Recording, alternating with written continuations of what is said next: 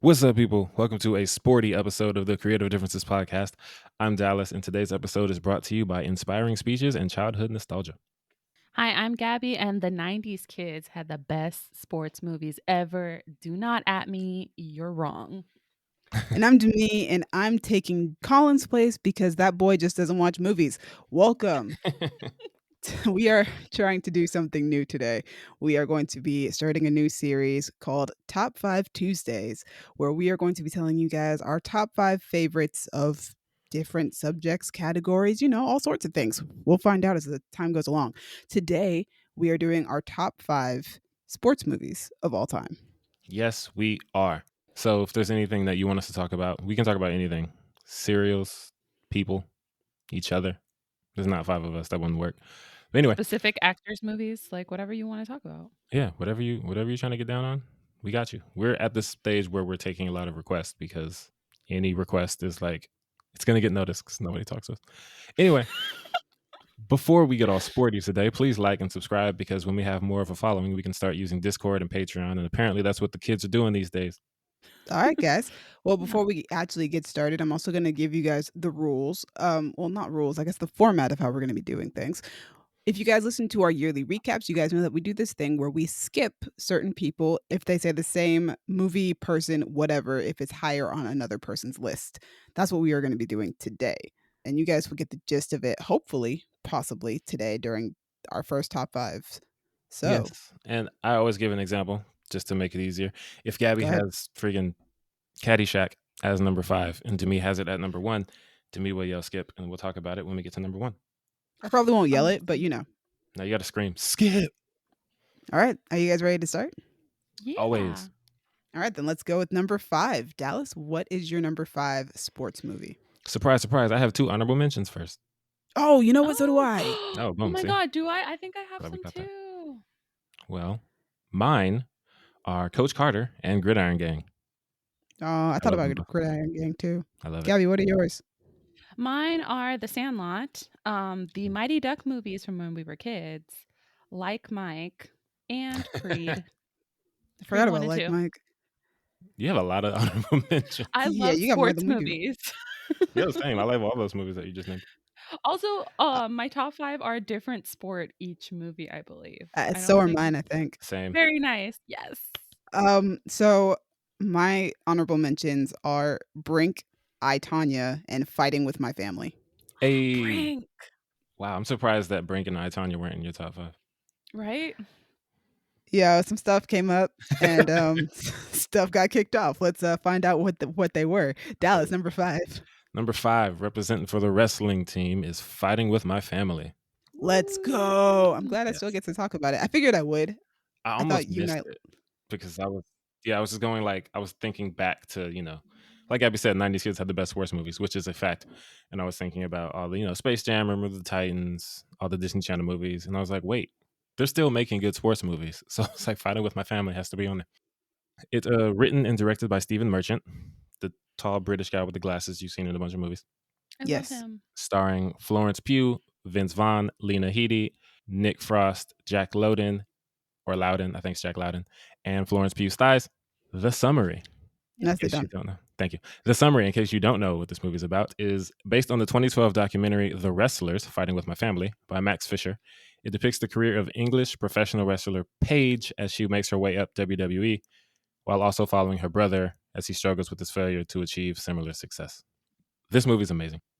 I grew up watching wrestling as a kid, like around the time I was watching all these other sports movies on my list. Yeah, wrestling was very popular Yeah, when we were kids. I I think freaking I loved think it. well, I mean, it's still extremely popular, but there was like a beautiful moment where like even like every child ever was super into wrestling when we were And it kids. was Like I like, wasn't into wrestling, but I knew who The Rock was. I right. knew like his Yeah. slogan. Like wrestling was like it permeated through culture. Yeah. Yeah. And like I was right in the middle of all of that. So Paige is actually a wrestler I was not familiar with because I stopped watching before she became really famous and prominent. Also, she's our age. So Yeah, it so makes sense. she couldn't be a wrestler when I was watching wrestling because I was a kid. Oh, also this movie has Dwayne Johnson because of course it does. And it's produced by him. Yeah, so you can't make this movie without him. He's like probably one of the main reasons I saw the movie. and it's just so good and it's so inspiring, and it still hit the nostalgia because the character Paige, like Gabby said, is our age, so we get to see her growing up watching the wrestlers that I watched growing up.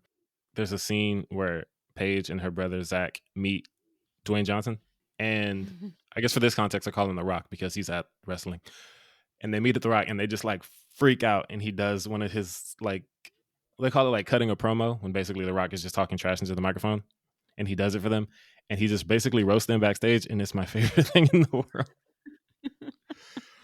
I love this movie so much. I love everyone in it. Vince Vaughn, I always love Vince Vaughn, and he gets to kind of be more serious. Yeah. We know Vince Vaughn can be hilarious, and he still gets to be funny because he's Vince Vaughn, so he's going to be sarcastic and witty, but he's also the, I don't know if motivating is the right word. He's a good mentor figure. Yeah, because Paige is like mostly motivating herself, along with her family motivating her. Like he grounds her, I would say. Yeah, he keeps her grounded when she's like ready to quit. Give her a little pep talk here and there. But yeah, it's just so, all the supporting cast is great. Florence Pugh is amazing. This is where I found and fell in love with Florence Pugh. And I would say that this was probably Florence Pugh's breakout role.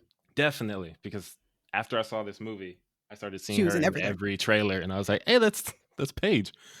But she's so good, and I'm so glad this movie stars her because she went on to make a bunch of movies I did not want to see, and had this movie Until not Black come out, Widow, which has not come right, out. which I still haven't seen yet. So like, had this movie not come out, I wouldn't know how great she is, because I wasn't gonna watch Little Women, aka the White Feminism Power Hour, and I wasn't gonna watch Midsummer because Ari Aster is a Death Eater. I heard So- no. Bad though. Did you watch You what? it? I heard that one wasn't that bad. Did you watch it? Of course I didn't watch. It's Ari Aster. We had this Okay, never conversation. mind. Okay, never mind. You know I don't mess with that man. You're right. It's like you lose After a he part of saw your soul. Hereditary, Yeah, that was enough. Hereditary, and then that short film we don't talk about. You know, Which I my didn't watch, housemate, by the way. my housemate saw Hereditary and she was like laughing, like she thought it was dumb. I mean, there are definitely dumb parts in it, but yeah, I feel like she was like, more, "This is stupid." it's more horror crux than comedy for me. But back to this movie. Fantastic movie, which so I think good. I talked about it in a quarantine watch. That you guys can. I'm gonna put the link up at the top of this video if you're watching YouTube. I don't remember which quarantine watch it is. Sorry for the podcast listeners out there. It was a good one. I remember being very excited when you watched it. Yeah, I'd been meaning to, because I think at that point I had gotten really into Florence Pugh as an actress because I saw Little Women, but I wanted to watch it before I saw Little Women too, because she's playing my second favorite Black Widow. So Right, exactly.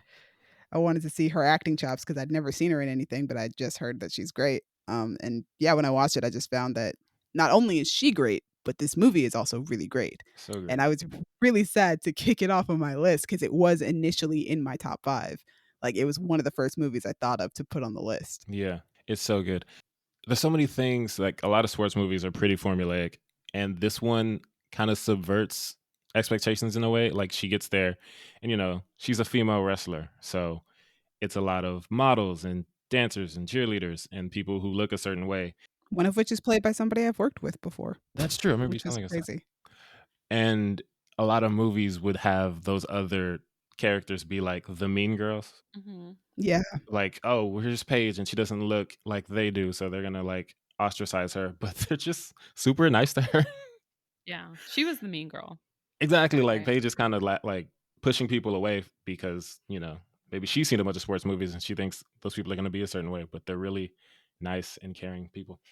We get to see Nick Frost, who I always love. He's hilarious. Lena Headey, I thought, was great because I've never seen her in a role like this. Like, one of the first scenes I think the first scene in the movie, when they're trying to get Paige to wrestle as a kid and she doesn't want to do it, and she's talking about like the high that comes from wrestling, and it's like, I think she says like meth, heroin, and cocaine all combined.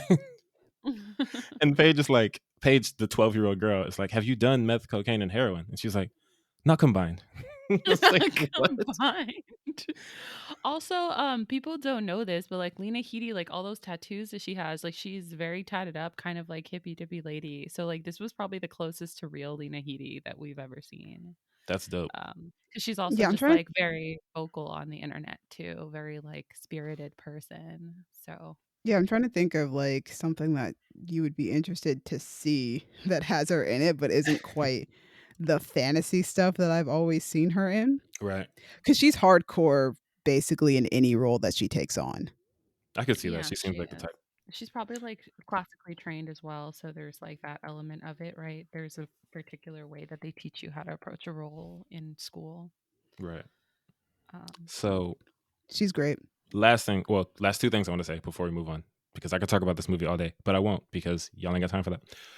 Is Jack Loudon, or Loden, sorry, sir, is amazing. I had never seen him before.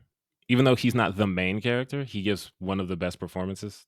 And Yeah. it's like his relationship with Florence, like the brother and sister thing they got going on, is just so powerful. And man, this movie was way better than I expected. And I expected it to be good, just like a fun. I like wrestling. I like The Rock. I'm gonna watch it, have fun, but it was amazing. Last thing I'll say is, without Florence Pugh's breakout role, Gabby might not have been introduced to her thighs. So Stop it now. I'm so glad this movie exists. I just want Florence Pugh to know that we are always very complimentary when bringing up her thighs. We are not being degrading in any Maybe way, we shape, or should stop form. that. Yes. She's Disclaimer: gonna be we're like, not I'm like being that weird reviewer dude who brought him up in like a weird, bad way. The reason she got upset that people were bringing him up. Exactly. We're We not that guy. here at the Creative Differences podcast are very oh my Florence Pugh god. positive, and Gabby is very thirst positive, That's and true. we just want to acknowledge what Gabby's into. Stop it. And if you've heard some episodes, Oh my you know what gosh. Gabby's into. Gabby, speaking of which, it's your turn. Wow. How long was that? Like 15 minutes on our first one. It was a good one. Oh gosh. Okay. So my number 5 is the movie Stick It. I remember that movie. Yes. It's a gymnastics sports movie from 2006 starring Jeff Bridges, Missy Peregrym, and Vanessa Lenges. And it was written and directed by Jessica Bendinger, who wrote Bring It On. And it was like her directorial debut. What I love about this movie is, well, first of all, I love gymnastics. I'm a huge follower of USA gymnastics, women's gymnastics. So, I love to see it in a sports movie.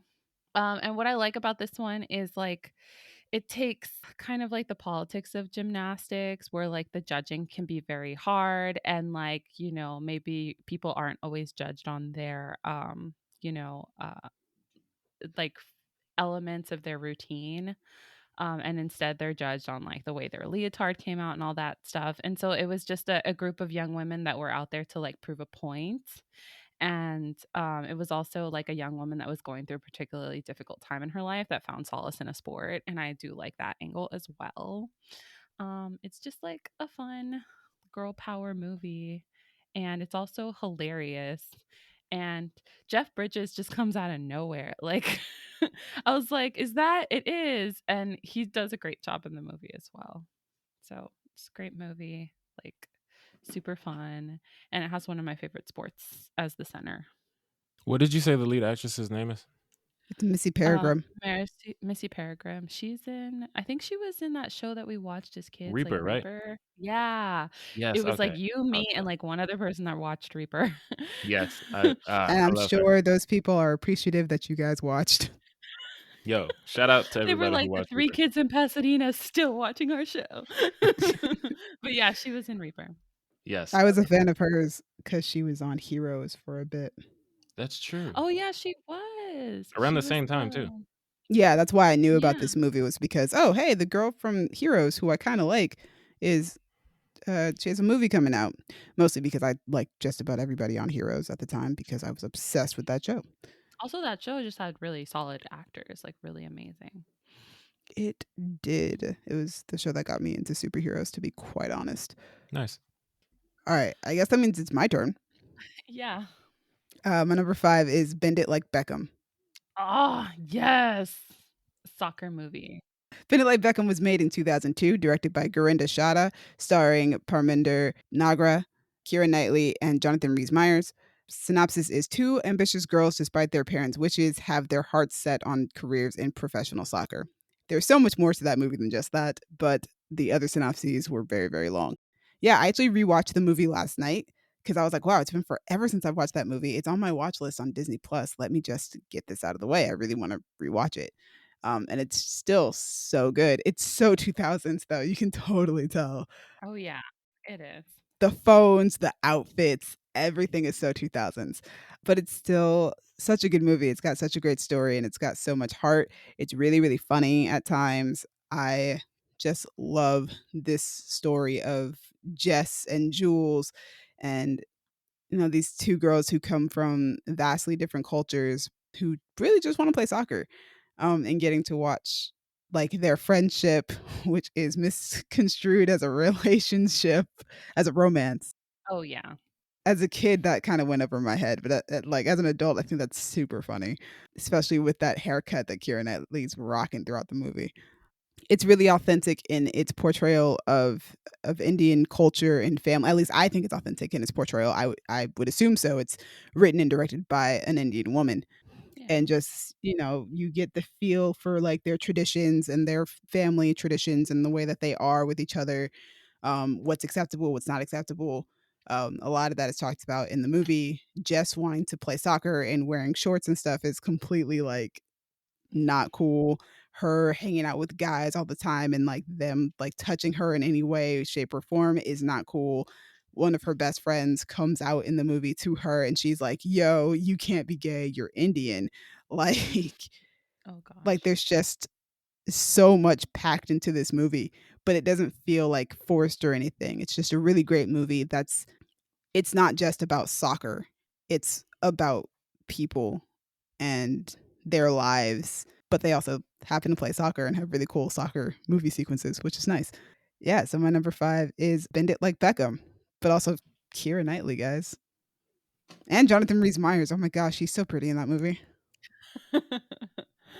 He is. That movie came out around the time that I think I watched it for the first time in middle school. And I've had a crush on Jonathan Rhys Meyers since I was a child because my older cousin used to watch a lot of stuff that he was in because she had a crush on him. So I just kind of grew up with a crush on Jonathan Rhys Meyers and it just never went away. All right, so number 4. Dallas, what you got, man? Number 4, going to hockey, is D2 The Mighty Ducks. Yo, let's talk about it. Yes, the second and in my opinion best Mighty Ducks movie is directed by Sam Wiseman, who directed George of the Jungle, and written by Stephen Brill, who wrote the other Mighty Ducks movies, and he also directed Mr. Deeds and Hubie Halloween. Apparently, he's homies with Adam Sandler. This movie stars Emilio Estevez, Kenan Thompson, Michael Tucker, Joshua Jackson, a bunch of white people, and Mike Vitar, who you might know as Bendy the Jet from Sandlot, because he was just jumping in all the 90s sports movies because he's dope. So shout out to Mike Vitar. Ken Gordon Bombay's team win the Junior Goodwill Games in California in spite of all the setbacks. I don't know why the summary is a question. I've never seen that on IMDb before, but whatever. This movie is ridiculous and it's super goofy and it's super 90s and I love it so much. It's like peak. If you're a kid when this movie comes out, you'll love it. And I feel like if you're not, you won't bother with it because it's on that list with Space Jam of movies that I grew up loving and just assumed the world loved, and then became an adult and realized everyone outside my generation doesn't love this movie. And I'm like, what's wrong with you guys? It's so good. Like, It's so good and so silly. it is. Like, Kenan Thompson in this movie is just amazing. I love him. One of the things I wanted to say is that this movie has the message that regardless of the sport, the missing piece to any sports team is a black dude. Stop it. I mean, they, for some reason, I wish I would have rewatched it like sooner because there's a bunch of kids from Minnesota and they're going to, the Goodwill Games in LA and it's like international hockey tournament. So then they go to the part in LA where black people hang out because they have another kid on the team, Jesse, the one who's described as streetwise in Wikipedia because that's how you describe black people. Oh God.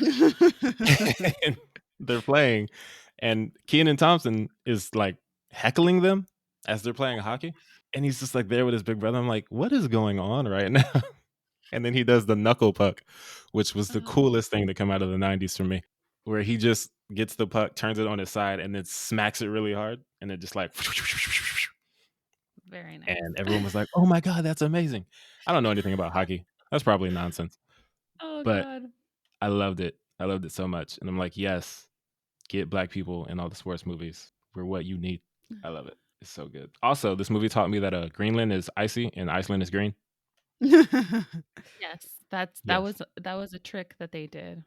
They Because wanted to be able to sell Greenland, so they named it Greenland. that was a good idea. I mean, I would buy it if I didn't know any better. Because all the scary Viking people in the movie are from Iceland.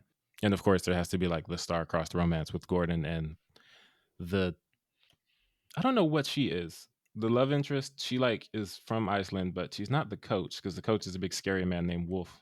I think she's their teacher, isn't she? Is she their teacher? Did they bring a I teacher? think the love interest is the teacher that the student, because they're kids and they're students, but they're Right, they like gotta go to school. professional hockey players. So like the love interest is they're just their teacher. That makes sense. But yeah, she teaches him that. I think she says Greenland is covered in ice and Iceland is very nice. Like that's the rhyme that they have. Oh. And that stuck with me as a kid. And I'm like, Iceland, it's nice. But it's so good. And it gave us the Bash Brothers because I saw this movie first when I was a kid. I grew up watching this movie before I saw the first one because I didn't know why it was called D2. I was like, I don't know, that's a hockey thing, whatever. And then later on, I saw the first movie and I was like, where is everybody? Where's Keenan? Where are the Bash Brothers? Like, because they only had Yeah. one of the Bash Brothers. They had a Fulton Reed, I think, is in the first one, Yeah. who grows up. Well, yeah, I guess grows up to be Foggy in Daredevil. Hey. Yeah, he was, which was like a shocker. You know what it was? I was watching him in Daredevil and I was like, I have seen this man's face before. Why can't I place it? And I had to look up his filmography and I can't believe I recognized him from when he was a child. Yeah. It's weird. Very recognizable face. Like I Yeah. recognize that man every time I see him. It's so good. It adds so much from the first one. It adds the other Bash brother, black Mhm. people, scary Vikings. Because the movie is very, very American. Like, Oh yeah, it's super pro America. yeah, it's like it feels like a movie that should have come out in like the 80s when Oh yeah, everything when was like Soviet Rocky Russia. and Rambo and like And stuff like this was actually happening, like the Miracle on Ice. yeah, So now it's or like, oh, we're like just it gonna was play against some Vikings from Iceland. yeah, Cold War, very Cold War. Yeah, like we're Team USA. We have to represent USA, USA. Like there's a speech in the locker room where everyone is saying where they're from. Like I said, when I was a kid, I didn't watch the first movie. I didn't realize most of these kids are from Minnesota. So I was like, why are so many of these kids from Minnesota? Like everybody's saying their city and they're like Minneapolis, Minnesota, St. Paul, Minnesota, Duluth, Minnesota. And then Keenan is like South Central Los Angeles or something. I don't know. But it's great. I love it. And it ends with them roasting marshmallows and singing We Are the Champions by Queen because how else would you end a movie like this? It's amazing. And if you don't like it, you're wrong. Apparently, you end it like that. It's true, Right? though. He's right. He's Yeah, 100% that's the best way right. that's the best way to end your 90s sports movie. Oh, also, like, I just feel like this movie was very like nationalism. I feel like we were being indoctrinating into loving America, but I was somehow okay with it as a Yeah, child. I grew up like America's great. And I'm like, And then We later did, we and then we got older, and we're like, wait a minute. oh, we're the bad what guys. happens when you grow up in the suburbs? Oh, we're the empire. Is that what you're telling Oh me? no. Like, oh, okay. Are we the baddies? I was like, we can't be the bad guys. We're the ducks. They're the scrappy underdogs. The But bad guys. not in that movie. The They bad were guys are definitely Vikings named Wolf. oh god. But yeah, You it's know they great. were supposed to be Russian, but the US was like, "Nah, this is too controversial. Change it to a random ass country that's also in the Right. north." I love it. It's great. A Number 4. mess. Okay. Is it my turn? Gabby, you're number 4. Yay! Okay, my number 4 is also a 90s sports movie. This one is called The Big Green. It's I a knew soccer it. movie. You knew it. Yeah, I I love knew it this was gonna movie be so on your much. list. Oh, I love this movie so much, and I'll explain in a minute. Okay, so this movie stars Steve Guttenberg, Olivia d'Abo, J.O. Sanders, and Randy Edelman, with appearances by the best like 90s kids actors, Patrick Renna and Chauncey Leopardi, with a whole host of other children, including Bug Hall. For anybody that doesn't know, Patrick Renna played Hamilton Ham in The Sandlot, and Chauncey Leopardi played Squints in The Sandlot, and then Bug Hall played Alfalfa in The Little Rascals. Nice. It was written and directed by Holly Goldberg Sloan, and What can I say about this movie? First of all, it has Steve Guttenberg in it, and Steve Guttenberg was like the 90s dad or father figure of like every other kids movie. When he disappeared, I was like, where did he go? I'm so sad. He was like a dad in at least like 3 of my favorite 90s movies, including It Takes Two, The Big Green, and a couple, and like Three Men and a Baby. Like, he was great. Love him. The film is about the antics of a soccer team consisting of a misfit group of small town Texas kids who are coached by a teacher from England. So basically, this new teacher comes to town. It's a town with a very, very small number of kids. And they all only have they have 2 classrooms, the one for the quote unquote big kids and the one for the quote unquote little kids. She comes in to teach the big kids, and they kind of have nothing to do. And so she's like, I'm going to start a soccer team. And she starts a soccer team. And these kids are terrible at soccer, but like it brings them together. It gives them something to do. There's a goat. There's a And I goat. love this movie because it was one of the like 4 or 5 VHS tapes that my grandma had, and we would watch it with my cousin. So it would be like a gaggle of 7 to 9 of us in my grandma's house watching this movie, and like we all knew the movie by heart. There's a part at the end where somebody has to kiss the goat, and we would all just like all like 7 to 9 of us would be like, kiss the goat, kiss Oh, the goodness. goat. There was just like it was just such a great movie. And it had like all the great 90s bits. And then this one was neat because it had some like fun editing bits to it. It's just a feel good sports movie. And Steve Guttenberg's in it, and he's super great. I love this movie so much. There's also, surprising, there is an immigration storyline Huh. that obviously ends happily because it's a children's movie. But there's like a kid, he doesn't have papers, and his mom's like, no, he can't join your team, even though he's like the best soccer player ever. And it's just, it's such a good Where is movie, he from? guys. He's from Mexico, obviously. That's just funny because Because this is a Texas movie. I mean, the movie takes place in Texas, so like, where else would he be from? got you. Okay, Um, Texas. That makes sense. yeah. It's always on like HBO Max, I think. I think to me, you saw this movie, right? When I was talking about it for a I while. have no idea what movie you're talking Yeah, about. but you brought it Oh, to our never place and we mind. all watched it. That's what it was. Yes. But like, you've seen it. It's so great. It's very fun. It's very 90s. And it also, maybe that's what the 90s was trying to tell us. Just if you have a team full of white kids, get some minorities Oh, yeah. and they're going to push your team to the next level, which is true. Yeah. There's no lie there. Minorities are the best at every sport. Oh, God. But it's funny. The reason I asked where the kid is from is because the movie Kicking and Screaming with Will Ferrell has a similar Oh, yeah. The thing. Italians. But yeah, the Italians. They're like, pass it to the Italians. These 2 little kids who like work in a butcher shop. Oh, do you know they actually like went to Italy to look for those kids? Like, they went to That's Italy awesome. to try to find soccer star kids, and they found just like the ones that were like insanely good at like soccer and tricks, and then brought them back. So those kids actually like they were Italian, and their English was Amazing. very limited. That makes you like that Pass it movie to so the much more. Italians. It's such a good movie. Oh, God. Yes, I was thinking of that. But basically, so like in The Big Green, the coach doesn't tell them to pass to the Italians. They all decide that they're going to pass to the Mexican kid. They're just like, Right. just pass it to him. Just pass it to him. And then the coach has to sit them down and be like, you guys need to give him a rest. Like, he's not the only one. Oh, but it's such a good show, like, movie. I love it so, so much. I have such fond memories of watching this movie with my family. And I did watch it as an adult, and it held up. Like, I was surprised that it did. I'm gonna be honest. But it really did hold up. Like, when we watched it as a group, like, it was still really fun. And yeah. Also, I'm going to bring up something that's going to sound like it's unrelated, but it's not unrelated. There is a couple of years ago, a music video came out that Logic put out for a song called Homicide that they did with Eminem. And the premise of the video, I can't remember how they get in the situation, but they need someone to fill in for them to do the video. And Logic is like talking to Oh his my God. agent. And the agent is like, I know just the guy. And they call Oh my Chauncey God. McCartney. Yes, I knew it. And he's so excited. He's like, oh my God, I can do this perfectly. Logic, I won't let you down. And so the song is playing in the music video, and it's Chauncey lip syncing all of Logic's verses as Yes. Logic. It's such a great video. And then for Oh, Eminem, they get a comedian who like made a video clip where yes. he was Chris impersonating. D'Elia. Yes, Chris D'Elia.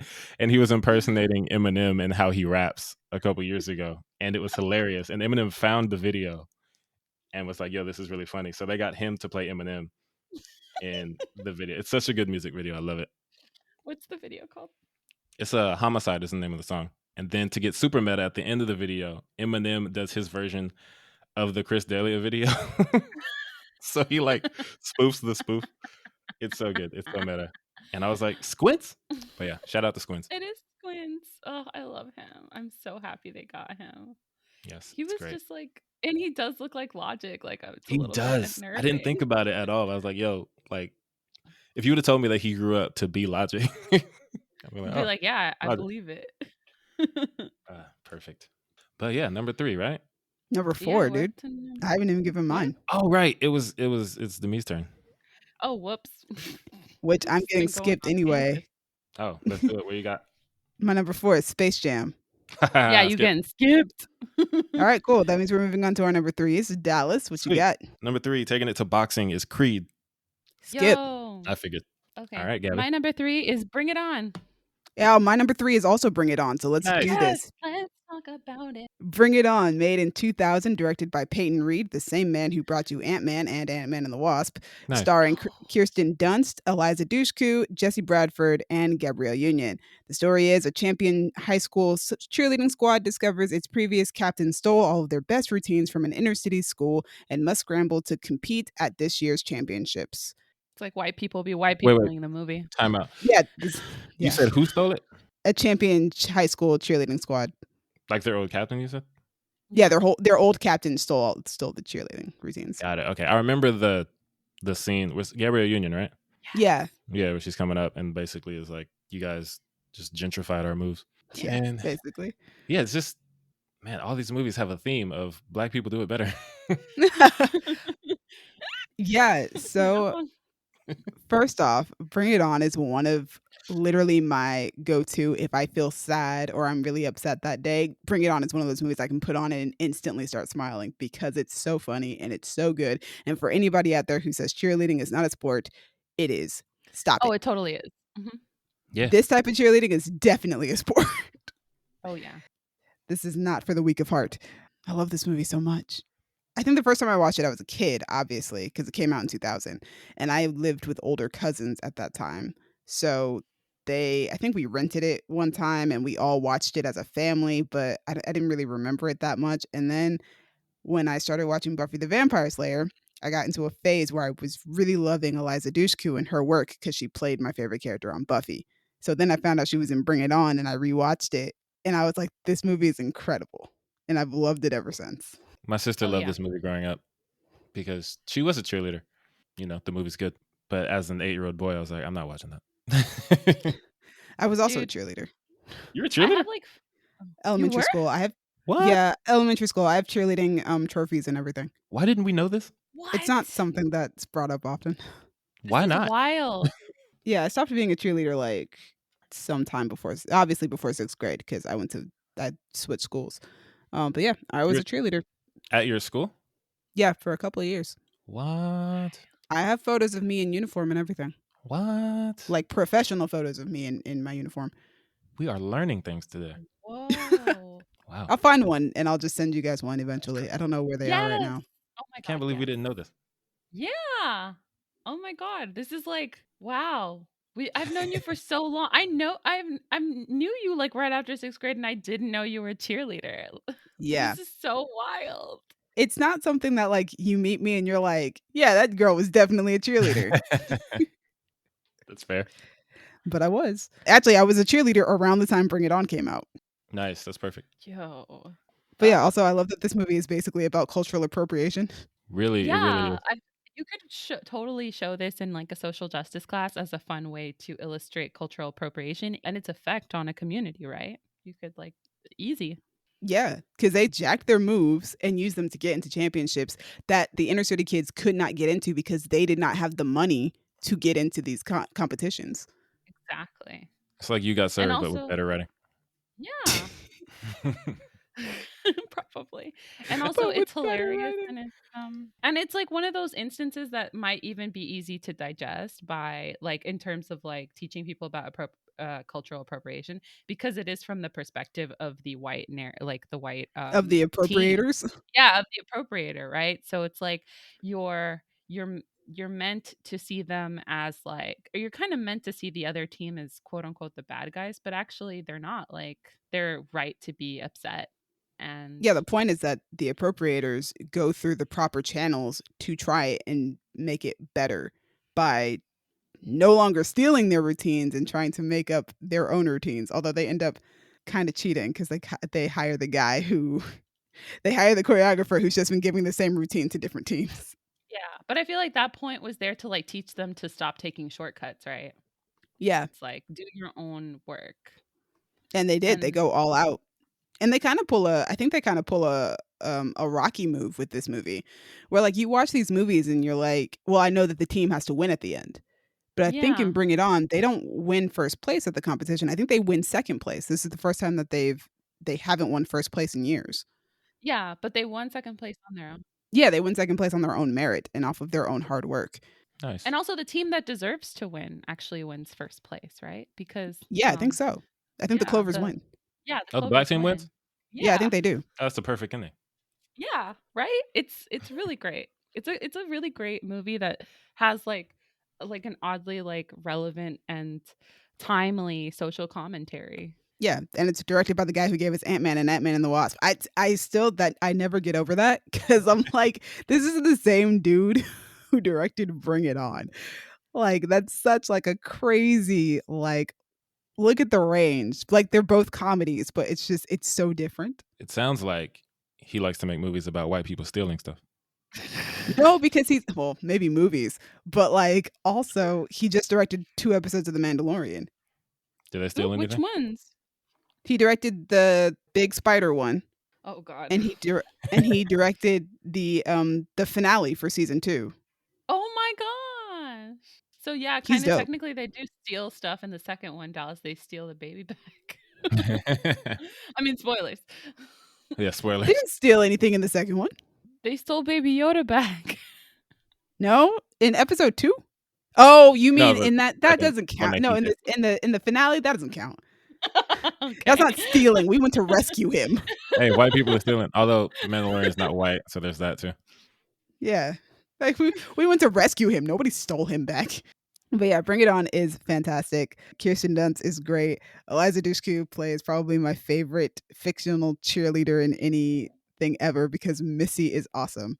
Dude. I just love have a I question transferred for from me. Los Angeles. Your school has no gymnastics team. This is a This last is a resort. I remember that. No, the best part is when they like say all those moves and they're like, you know, to intimidate her, and she's just like, all right, how much space do I need? I need this much space. All right, let's go. And she does it. Oh, it's just There's also a such a- couple of like little Buffy Easter eggs in the movie, or like little like kind of mocks, because like when she takes Kirsten Dunst's character to Los Angeles to see them perform when they're leaving, and Gabrielle Union's characters and her friends catch them leaving, one of the friends goes, "Yo, let me just beat these Buffies down real quick." And then Yo. when you meet Missy for the first time, she has the tattoo on her arm, and they're like, "Oh, you can't audition if you've got a tattoo or whatever." And she like licks her middle finger and like rubs the ink of whatever she used to draw it, because Faith's character has a tattoo in the same position on Buffy. Oh. And so it's very just kind of nice. mocking the fact that she doesn't actually have a real tattoo there. Dallas, you said you had a question. Yes. How many of your favorite characters does Eliza Dushku play? I mean, are we talking my top 10 list, or are we talking just in general? Just like in general, if you had to estimate. Oh, she's played a lot of characters. She's probably played a lot of characters that I like. Off the top of my head, I'm going to say 3 because it's Faith, Missy, and Echo. Nice. Faith is like my ultimate favorite, though. Cool. Also, Gabrielle Union and her not aging, because she was like 20 something in those movies, like mid-20s in Bring It On. Black don't crack. You would be correct. Also, shout out to the girl group Black who made music for that movie, and they're also in the movie, and the music freaking slaps even to this day. It was Black with a Q-U-E, right? Yep. That was always confusing to me. I think we can move on to number 2. Let's do it. Yes. Number 2, Dallas, what you got? Space Jam for basketball. Skip. Hey. Nice. Gabby, what's your number 2? My number 2 is Space Jam. It's not really a skip. I just always wanted to do that. That's fair. That's fair. All right, let's talk about Space Jam. Oh Yes. God, this podcast just got exponentially longer. Oh hell Oh, yeah. it did. Space Jam is amazing. It is. It's directed by Joe Pytka. I can't pronounce his last name. I believe it's Joe Pytka. Okay, cool. He directed Let It Ride, which I don't know what that is, but I needed something. And it's written by 4 people, like 2 separate writing teams, which I thought was interesting. Wow. It probably means that one of them wrote the original script and then they brought on another team to rewrite it. That makes sense. Leo Benvenuti and Steve Rudnick, and they wrote The Santa Claus and Kicking and Screaming, that movie I talked about with the Italians. Yes. And then also written by Timothy Harris and Herschel Weingrod, and they wrote Kindergarten Cop and Twins. So shout out to Arnold Schwarzenegger. The movie stars Michael Jordan, Billy West, D. Bradley Baker, Danny DeVito, Kath Soucie as Lola Bunny. We'll get back to her. And Bill Murray because he's awesome. Don't forget Wayne Knight, man. That guy was great in that movie. There's so many people. I'm sorry. I was like, let me make sure I get the voice actors. And all the What's funny is basketball for mine, I just put starring Michael Jordan, Wayne Knight, and the Looney Tunes. That's fair. You know, I just wanted to. I love my voice actors. and Bill Yeah. Murray. Oh yeah, we got Bill Murray, of course. Summary: in a desperate attempt to win a basketball game, and earn their freedom, the Looney Tunes seek the aid of retired basketball champion Michael Jordan. Man, this movie is Ridiculous, the but movie amazing. of my childhood. Iconic. So iconic. And yeah, So all of iconic, yeah. ours. I think we were all Oh. obsessed with this movie probably. It's so- Absolutely. I've talked about it before. I owned Lola Bunny merchandise. Like, I thought Lola Bunny was so cool. Oh, yeah. Definitely. Yes, she was amazing. And also, like, shout out to Kath. I've never actually known how to say her last name. Soucie? Probably Soucie. Yeah, Lola Bunny. Because, you know, but when I was a kid, I didn't care who played what. But going back and knowing who plays her, she plays so many different characters, and none of them sound anything like Lola Bunny. Good. Like, she's Dexter's mom in Dexter's Lab. She's Danny's mom in Danny Phantom. Oh. She's Phil and Lil and their mom from the Rugrats. I'm sorry, she's Phil and Lil? She's Phil and Lil, yeah. This lady has so much range. She's like amazing. I've heard her use Phil and Lil's voice for other things before, or like similar voices to Phil and Lil, but definitely not anything close to Lola. Oh, Yeah. Wow, I'm looking at all of the characters. Holy moly. That's the thing. She has so much talent and so much range. And for lack of a better phrasing, Lola Bunny sounds sexy. And none of her That's other fair. She's supposed characters- to. Right. And none of her other characters do. And it's like she plays Helga's mom in the Hey Arnold, the sad alcoholic. Like, Aw. it's like I didn't know that you could do this. And it was one of her earlier roles too, which is crazy. Shout out to Kath. You're dope. You awakened something in a whole generation. Oh, yeah. That's probably very true. It was something weird. Like down the line, we're looking back like, oh man, now every episode we try to get Gabby to say she's not a furry. Stop it now. And Lola Bunny is a big part of that. So shout out to Kath. Giving us content. Yeah. I don't know what else there is to say about Space Jam other than just like it's funny, it's ridiculous, and it's like the perfect blend of animation and real life. It's got Michael Jordan, who was my favorite basketball player, if not everybody in the world's favorite basketball player at the time. Oh, yeah. Yeah. This was like before Kobe, right? So, yeah. Yeah. Yeah, this was 96. 96. Like Oh, yeah. Michael It's like Jordan. right before Kobe. Yeah, Michael Jordan was like the Zeitgeist. He was the peak of basketball. That was the dude. Yeah, I used to love this movie. Yeah. It's freaking Michael Jordan and it's got the Looney Tunes and I love the Looney Tunes. So good. At some point we're gonna have to do an episode on Space Jam. Because Oh, there's so yeah, much. Throwback like during- Thursday is Well, happening throwback- for when Yes. Oh yes, when the movie comes out. Perfect. Mhm. It's so good. Also, like the music too. Can we talk about Right. the music really quick? Okay, yes. The music, freaking first off, the Space Jam theme song. Yeah. Iconic, amazing. Mhm. I will never get tired of it. I was listening to it before we started recording. Come on and slam. Bam. And welcome to the jam. And then Come on, freaking it's like- Fly Like an Eagle by Seal, like it makes me want to dunk. I can't dunk, but it makes me want to And I just forgot all about that song until you said it. And as soon as you said it, I so had good. it running through my head. I'm like, just I makes me believe want I can to run. fly, before all the controversy. You No, know that what? wasn't before. That was how he saved himself from more Oh controversy. no! But we were kids Damn. before we knew about the controversy. I knew about the controversy. When you were Oh, I 4, did not. Not when I was 4, but by the time I was old enough to remember that movie. I got you. And that's, I hate R. Kelly so much. It's like, in Yeah. addition to being a demon, You took this away from me. Yeah. Like, this song was one of the best songs I had ever heard in my childhood. Oh yeah. And I can't even listen to it anymore because You'll make I hate R. money off of Kelly. it. Robert, you dick.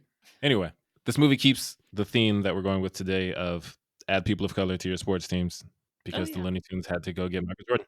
I don't know. Everybody on the Monstars team was a person of color. What? I mean, they did the Oh, same 'cause thing. it Yeah, took the the Monstars and the Looney Tunes both did the add people of color to your teams. I love the Monstars. The Monstars are amazing. Now that I'm older, especially because they just look so cool. They look so like their character design is amazing. The green one is like a dragon.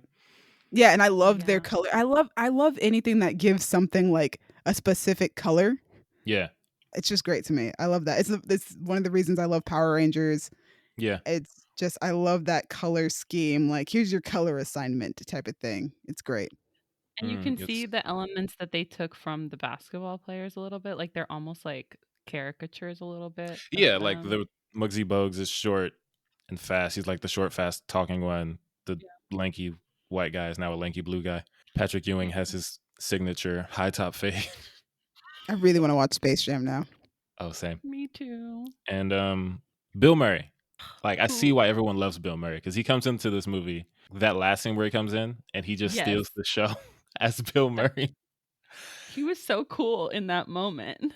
And this is the thing where I don't understand why people like older than us don't seem to like this movie because there are so many jokes in that movie that were not for the kids. Because I thought Bill Murray was Dan Aykroyd for years Oh, because he gosh. shows up and Danny DeVito alien says, "I didn't know Dan Aykroyd was in this picture."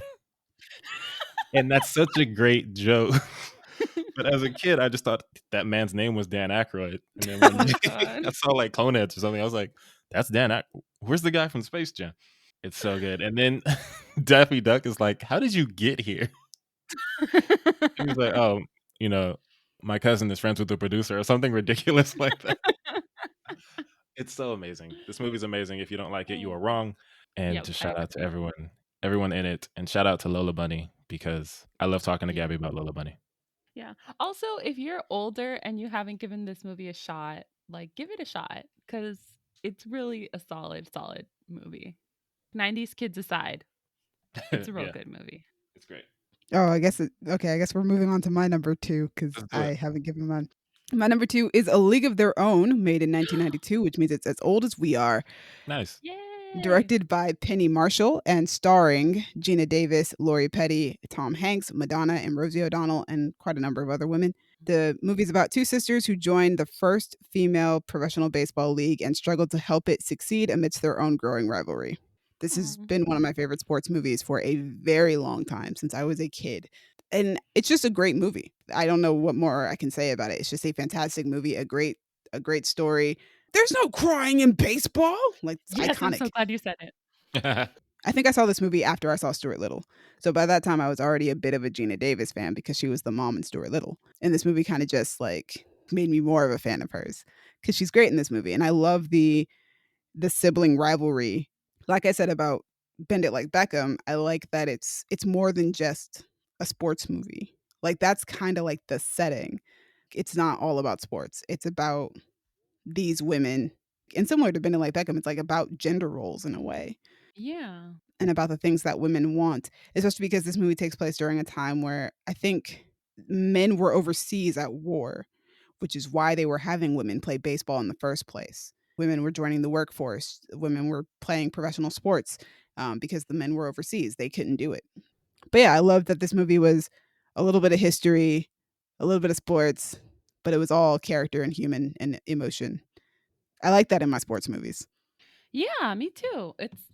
I feel like it's really great to intersperse actual plights, for lack of better word, of people into a sports movie because I feel like it makes it a lot more digestible. It makes Yeah. it easier to process. And it's like a really smart way of doing it. But also, before I finish, Gina Davis is an absolutely amazing person. She is very much a fighter and for inclusivity in film. She has an entire foundation and institute dedicated to inclusion in film, to the point of like counting how many lines women or people of color have in movies, how many people of color and women are working behind the scenes. Like they do all of that and get all the research and statistics. And she's been very vocal and outspoken about it. And I really appreciate her for doing stuff like that. She's amazing. Sounds dope. So let's move to our number ones, shall we? Dallas? Oh my God, we're on number one. Number one. I bet you can guess. It's Remember the Titans. Yeah, it's indeed Remember the Titans. Yes. Representing for football. Remember the Titans. Man. The only movie I like more than this movie is The Lion King. So, of course, it's my favorite sports movie. We've already done an episode on it. We did Throwback Thursday. We did. Yes. Recently, as a matter of fact. I think in like September when it turned 20. Yeah, it was recent enough. If you just want to hear me talk about how amazing it is for however long that was, check it out. Directed by Boaz Yakin, who wrote Prince of Persia, The Sands of Time, and Now You See Me. Very different movies. Those are two very different movies. Right? It was written by Gregory Allen Howard, who worked on the story for Ali. He was a writer for Glory Road, and he's a writer for Harriet, because he likes telling stories about powerful Black people. And it stars so many people. But to name a few, Denzel, I guarantee it, Washington. Hey. Will Patton. Wood Harris, Donald Faison, Ryan Gosling, and a bunch of other people. Ryan Hurst, everybody. Hayden Panettiere. Okay. Summary. The true story of a newly appointed African-American coach and his high school team on their first season as a racially integrated unit. That right there, remember the theme of this episode. Good Lord. If you need a successful sports team, add people of color. Because the Titans are the only integrated team in the division. Every other team has nothing but white players, and the Titans go undefeated. They lose 0 games to all these white people because you need people of color on your sports teams. Because integration. It's science. Yeah, I love this movie for so many reasons. One of which is it brings awareness to racism, but not in a way that scars the kids watching. Because this movie came out when I was 8. I don't need to see lynchings or hear the N-word when I'm 8, but I can still get that the people that don't like me, that don't look like me, have a problem with the people that do look like me. We're going to solve it with football and Denzel making guarantees. I guarantee it. I love it so much. It's so good. It's my favorite Denzel movie, obviously. It has Donald Faison. It has Ryan Gosling when he was just doing Canadian Goosebumps episodes. Yeah, I was going to say Goosebumps. Yeah, like he went from Goosebumps to this and then boom. After Mickey Mouse Club? Yes, probably. I don't know when he was on that. But this is a Disney movie. Okay, yeah. So after Mickey Mouse Club. But it's so funny just looking back, like, he was just that goofy white kid who got benched for Donald Faison's character. Is that the one that Hayden Panettiere was like, he's getting beaten like he stole something? Yes, I love it so much. Oh, Demi, please don't get me started because I will just sit here and quote this movie for the next 2 hours. That movie, like, I know every line in that movie and I can say every line as each character says it. It's amazing. It's just so good. Just listen to our episode if you want to hear me talk about it more. And in that episode, you can get 30 minutes of Dallas talking about this movie. That's true. I might even give you the guarantee that Denzel makes. I'm pretty sure I quoted it in the episode. It's episode 79, I believe. Oh, goodness gracious. But yeah, that's my number one. Remember the Titans, one of the best movies ever. I love it. Shout out to Black people. Gabby, what's your number one? My number one is Angels in the Outfield. Aw, I love it. It was directed by William Dear, who also directed Harry and the Hendersons. The screenplay is by Holly Goldberg Sloan, who also wrote The Big Green. It stars Joseph Gordon-Levitt, Danny Glover, Brenda Fricker, Christopher Lloyd, and Tony Danza. And it's a movie about a, how do I put this? It's about an angel in the outfield. Yeah, sure. An angel in the outfield. So this is the 1994 Angels in the Outfield, by the way, just to double check. So already, so here it is. When a boy prays for a chance to have a family, if the California Angels win the pennant, angels are assigned to make that possible. It's very cute. We're not going to count that as cheating? No. Right? But okay. So I was obsessed with this movie as a very young child to the point where like there's a scene at the end of the movie where everybody's like flapping their arms to like give inspiration to the Angels team because the Angels the angels from heaven stopped helping them. And I would stand in front of my TV and flap my arms too like a freaking idiot. As you and, should. like, we would go to Blockbuster Video and my cousin would be like, which one are you renting? And I'd look at her like, bitch, you know what I'm renting. It was Angels in the Outfield. It came with chocolate and a baseball card and we would watch that in front of our TV. and I Listen, would just stand there. listen, I get um, it. If I watch the 2003 Peter Pan, I still say I do believe in fairies. I do. Come Nice. on. aw. Audience participation. Yes. Also, this is the movie that made me fall in love with Joseph Gordon-Levitt as a 4-year-old child. I was like, "Yep, I'm a massive fan of that man, and I will be following his career." He was like 11, but I did like I followed his career since then. So he's one of my like favorite actors ever, and it was definitely has 100% to do with Angels in the Outfield. Lifelong fan, JGL. Since Angels in the Outfield. This movie also just has like really great, amazing people, and it has a hilarious performance by Christopher Lloyd, who's an angel in the movie. Danny Glover is just like a lot of heart, and then the woman, I think her name is Brenda Fraser. Let me make sure. I'm sorry. Please make sure. I just need to know. Brenda Sorry, Fricker? Brenda Fricker, who plays his Okay. like foster mom. It was so sweet. I was like, Um, Brenda Fraser. Where's sorry, Brendan? Brenda Fricker. Sorry. I love Angels in the Outfield. It's like peak 90s sports movie, very corny, very funny, like 100% for kids, and like super sweet. I just love it so much. Yeah. Matthew McConaughey's in this movie. Apparently. I I did not don't know remember though. that. I can't like I haven't seen this movie since I was a child. Like I Same. should probably watch it again. So I'm probably going to see a lot more people. Like I'm looking at this cast list and it's very like there's a lot of people in this movie that I probably will Yeah. recognize.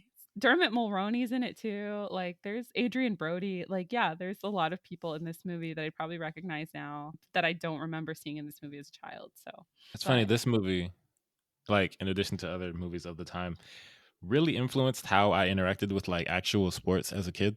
When I was 5, I was a Bulls fan because of Space Jam, because Michael Jordan played for the Bulls. I I mean, was like, same. what team oh. is Michael Jordan on? Oh, he's on the Bulls. I'm a Bulls fan. And then I was an Angels fan because of this movie, Yeah. and I was a Ducks fan because of Mighty Ducks. Oh So yeah. all of my actual sports loyalties were based in these movies that had actual sports teams in them. Me too. I was a Ducks fan. Yeah. I'm still a Ducks fan. I mean, Kings are my number one, but like if the Ducks are playing, I'm cheering the Ducks. Yeah, I'm kind of like, I don't watch hockey, but if I had to pick a team to win, it's the Kings or the Ducks. I grew up and was like, oh, LA. So I became a Lakers fan and a Dodgers fan. And then I realized I don't care about basketball or baseball. I But do. yeah, 5-year-old me. Except to watch them in movies. Exactly. But yeah, 5-year-old me was Bulls, Angels, and Ducks. Didn't the Anaheim Ducks get their name from the Mighty Ducks? Well, they were called the Mighty Ducks, and then they changed to the Ducks later when I think like they were owned by Arrowhead. Arrowhead called Nope. them. The club was founded in 1993 by the Walt Disney Company as the Mighty Ducks of Anaheim, a name based on the 1992 film The Mighty Ducks.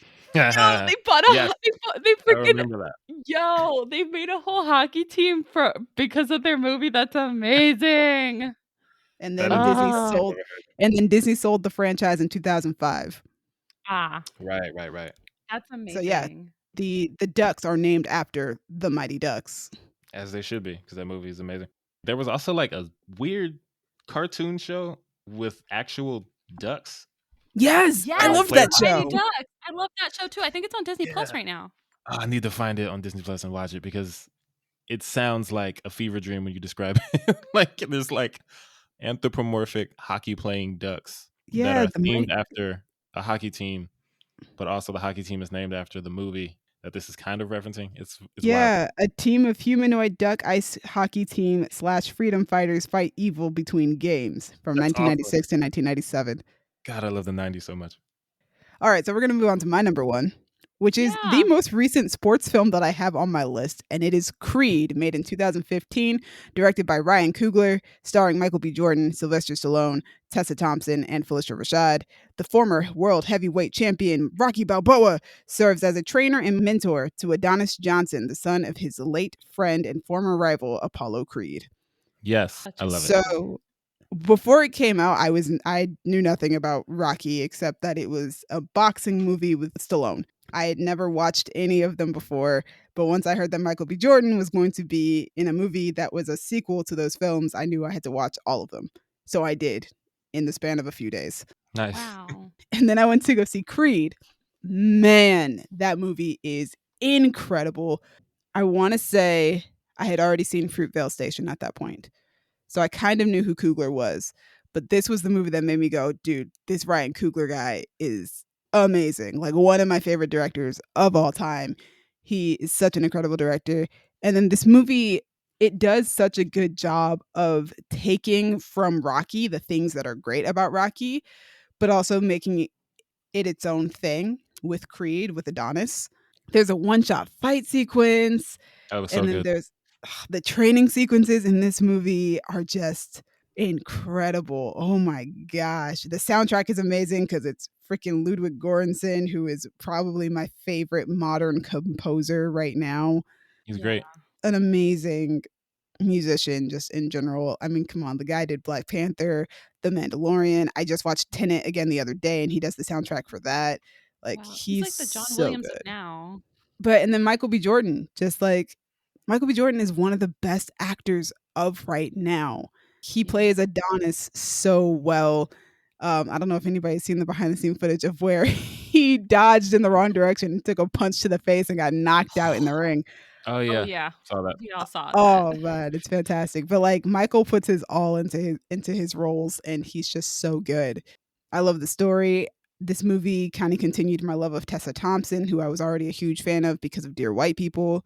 And it was just her character was already just such an interesting character because I don't think we get to see a lot of characters who are hard of hearing, deaf, who use sign language and stuff like that.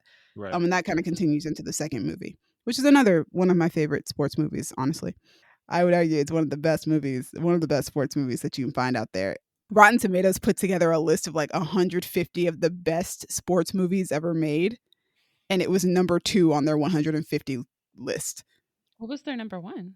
Oh, I don't remember what their number 1 was. It was something that's really popular though. I agree with that list. Creed is, it's so good. Also, Fighting with And My Family was also in the top 10. Nice. ooh. Also, like, here's my thing about Creed is I saw Creed and I did not know that it was a Rocky sequel. Oh wow. Actually, no, I did know as I was watching it, but like, so my friend invited me to go to the movies and I went with them. And then he was like, yeah, we're about to watch Creed. It's amazing. And I was like, what is it about? And he's like, it's like, Apollo Creed from Rocky. And I was like, what? And they were like, it's his son. It's great. Just watch it. And I was like, okay. So I kind of knew it was a Rocky sequel, but I didn't understand how because I haven't really seen like a lot of the Rocky movies. I think I've only seen maybe Rocky 4. And That's Yeah, you funny. he's gotta like watch the very barely in that. you gotta watch the first 2. Okay. Like the first 2 are like the best ones. Oh, The Wrestler was the number 1 movie on their 150 list. Interesting. Creed is such a like the idea of Creed was so good because Sylvester Stallone didn't want to do another Rocky movie. He was like done with Rocky, and then I think Ryan Coogler pitched him the idea, and Sylvester Stallone was like, "Damn, that's such a good idea. Yeah, we have to make it now." Just handed the franchise off to Ryan. As you should. He was so close to getting an Oscar finally for playing Rocky in this movie. And I Yep. think what happened was everyone was like, well, everyone's going to vote for him. So I'll just vote for who I actually want to win. And then somebody else won that year. And it was like really tragic to me Goodness. because he was just so close. He won all the other major awards for his portrayal. And I was upset because I And like, thought Michael B. Jordan should have been nominated for playing Adonis. I agree with you. It was great.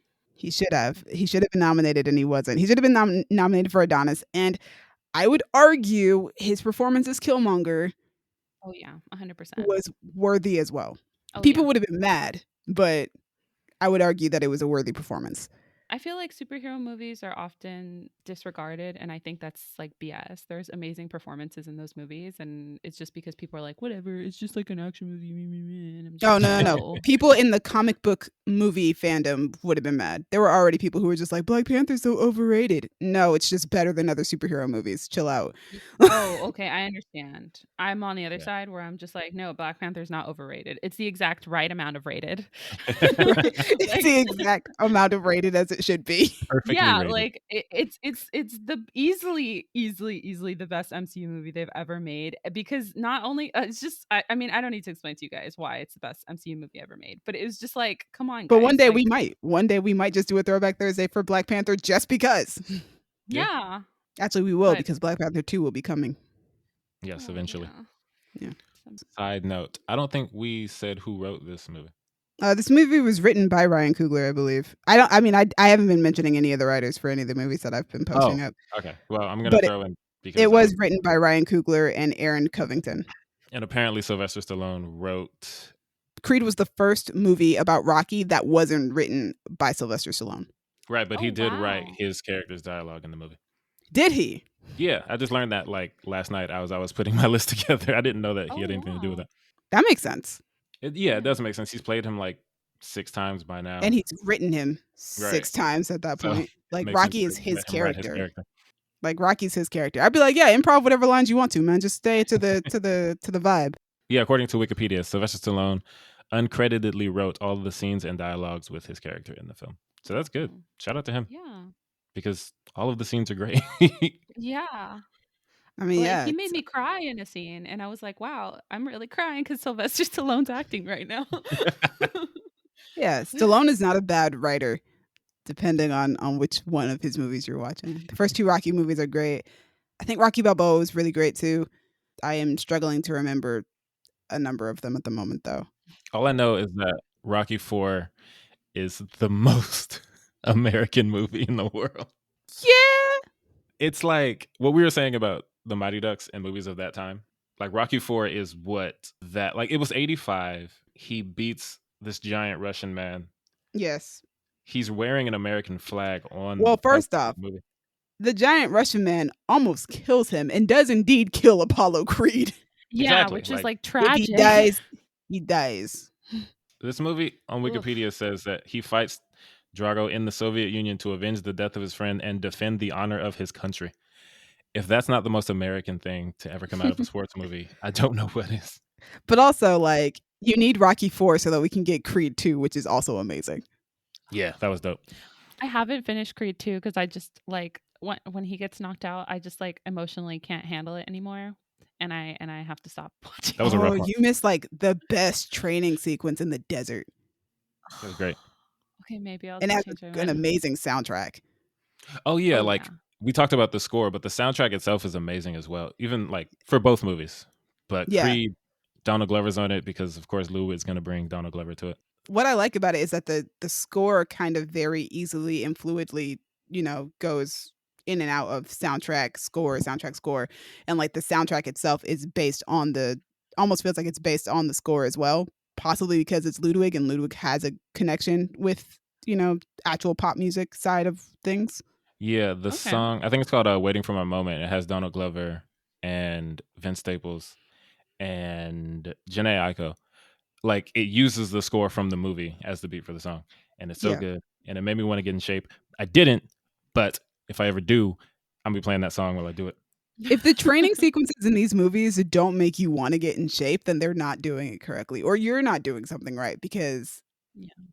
I don't think I've ever heard anybody say that they watched one of the Creed training sequences and didn't feel like they needed to go like run up a Run. giant hill or like start Oh, yeah. boxing or something. It's so good. Like this when he's training and then the Nas song is playing, Bridging the Gap. I was like, oh, that's amazing. He comes out to Hail Mary by Tupac, which is just Oh, I also get fantastic. chills every single time I see the training sequences in these movies. They're great. Like they're that good. I love a good training montage. Yeah. Also, Yeah. Gabby, you need to finish the second one so that you can see hear the song that he comes out to in the second movie, because that's one of the Oh best my god. character moments ever. It was great. Okay. I just like emotionally when he drove up to the gym and then didn't go in, I was like I can't handle this movie emotionally right now, and I never went back. I like, own it, by couldn't the way, handle so it. you can borrow it. I don't think there's much more to say though. Everything in Creed is just so masterfully and perfectly done. Yes. Yeah. Oh, also one last thing is that they got real boxers to play most of these boxers, Oh if not yeah, all of they them, did. which I thought was great because the antagonist is a well-known boxer in Britain and probably America too. I don't watch boxing. I don't know. He's a well-known boxer. That's Okay, why cool. Michael B. Jordan got laid out in that when he Yeah. he dies when he should have weaved. Exactly. But yeah, shout out to Anthony Bellew, Tony. He plays Ricky Conlon, I guess you call him the villain. And then But, in you know, Creed 2, we've got Big Nasty, who's I think he's an MMA fighter. yeah, I he's believe terrifying. so. I so can't like wait to see Drogo? him in Shang-Chi. yeah, it's gonna be dope. All right, that's it. That's our top 5, guys, which went way longer than it should have. Yeah. Whew. Yeah. Imagine if we did top 10, we'd be here for 3 days. Thank you guys for joining us. Let us know what your top 5 sports movies are. What sports movies do you guys love to watch? Yeah, let us know in the comments. Gabby, what emoji should they put in the comments for sports movies? Basketball. They should put whatever their favorite sport is, like the ball for their favorite sport. So like if they like basketball, a basketball. If they Do like they have a tennis, puck? like I a wonder if there's a puck. I think they have a hockey Oh my stick. god. I'm not sure. Oh, that's true. As always, thank you to Crown Digital, Brandon and I for putting us on Spotify and Apple Podcasts. To me, thank you for editing, putting us on YouTube. Both of you, thank you for joining me in this trip down memory lane. It was so much fun. Yeah, I love this. Memory lane from like the 90s and like the last few years with Creed and Finding With My Family. Yeah, the moral of today's episode is get people of color on your sports teams. We're the secret weapon. In an even bigger, broader sense, bring people of color into everything that you do because you guys need more opinions. That's true, which is why Creed is one of the best sports movies of all time. Ryan Coogler, Michael B. Jordan. Also, Wood Harris. Shout out to him. He's in that too. And he was in Remember the Titans. Callback. And also America's Mom, Phylicia Rashad. Yo, I almost cried in Creed 2 because of Phylicia Rashad's reaction to seeing her son get beat like that. Yeah. Oh. Like watching it happen, I was like, oh man, that sucks. But then I saw her face and I was like, oh man, that hurts. Not his mama. Right? Not Phylicia. But Also, I love that like she took him, like she came in and saved him just because. Yeah, he that's was not even her Creed's son. right, that was I great. know, but she's like, but it is my son. Like this is my baby. Yeah. If you want to, you can find us on Twitter at y'all_different, Instagram and Tumblr at Creative Differences Podcast, and Facebook.com/Creative Differences PC. If you want to join me in my 90s nostalgia and Remember the Titans, which came out in 2000, you can find me on Twitter and Instagram at A King Named Simba. Hi, I'm Gabby. You can find me on the Instagrams at Stegosoria. And if you guys want to talk to me about not necessarily sports, but sports movies, you guys can find me at Dreamy Films on Instagram and Twitter. Dreamy is spelled DREEMI. Thanks again for joining us. And if you want to find Colin, good luck because we couldn't find him today. He is on Twitter at Mighty Duck McGuck. Hey! That's a Mighty good Duck one. McGuck. That's so Okay. sweet. I like that one. Oh, I love that one. And Yeah. he'll never listen to this episode to find out. You wouldn't appreciate it anyway. Oh, guys. Anyway, it's been different, guys. Bye.